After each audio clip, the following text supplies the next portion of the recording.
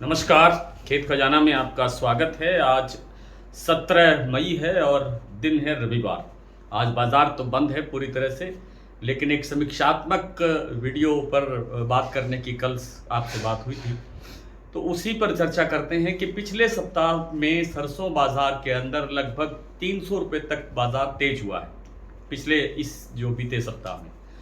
और जो सरसों की जो दैनिक आवक है उसमें कोई सुधार नहीं है, बल्कि गिरावट आ रही है। 8 लाख, साढ़े 8 लाख और उसके बाद लास्ट में शनिवार को 7 लाख बोरी की आवक रह गई। तो पाइपलाइन में कमज़ोरी है, गिरावट है और आपूर्ति जो है वो बेहद टाइट होती जा रही है आगे आगे।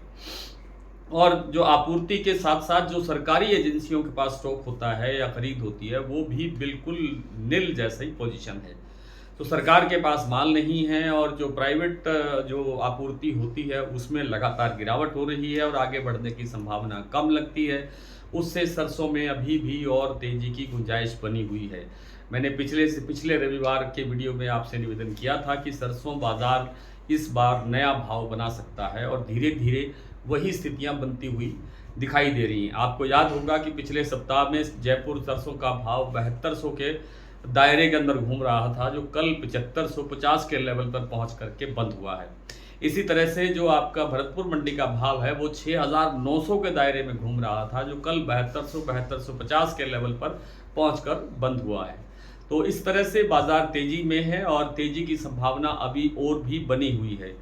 और लगता ये है कि बाजार एक आध थोड़ा ठहराव सा दिखा करके, थोड़ा सा कुछ रुकावट से दिखा करके, गिरावट की गुंजाइश तो कम है, लेकिन इस लेवल पर आकर के कुछ थोड़ी बहुत मुनाफा वसूली आ सकती है, जिससे बाजार ठहर सकता है। कोई 25-50 रुपए की गिरावट की भी संभावना बन सकती है, लेकिन लॉन्ग टर्म के अंदर, लंबी अवधि के अंदर सरसों में अभी तेजी की गुंजाइश है।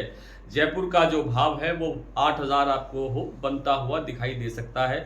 थोड़ा बहुत समय लग सकता है, लेकिन बाजार में इस लेवल का जो है आना निश्चित रूप से दिखाई दे रहा है कि बिल्कुल ये भाव बन ही जाएगा। लेकिन हमारी सलाह ये है कि जैसे जैसे थोड़ा थोड़ा भाव बढ़ता है तो वैसे वैसे थोड़ा थोड़ा मुनाफा भी लेते रहना चाहिए, क्योंकि अचानक कोई बाजार में कोई बड़ी गिरावट अगर आती है किसी अन्य कारण से, तो ज़्यादा नुकसान नहीं हो।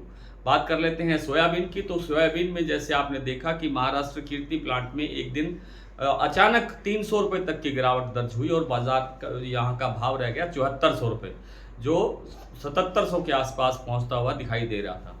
लेकिन उस गिरावट के बाद फिर 7400 से बाजार उठ करके अब तक जो है 7580 का लेवल फिर से बन गया है, यानी लगभग 200 रुपये की तेजी फिर बन गई है, रिकवरी बन गई है। और अभी भी सोयाबीन के बाजार के अंदर आगे तेजी की गुंजाइश बाकी है। हालांकि सोया मील की जो निर्यात की डिमांड है वो थोड़ी सी धीमी हुई है, कमज़ोर हुई है।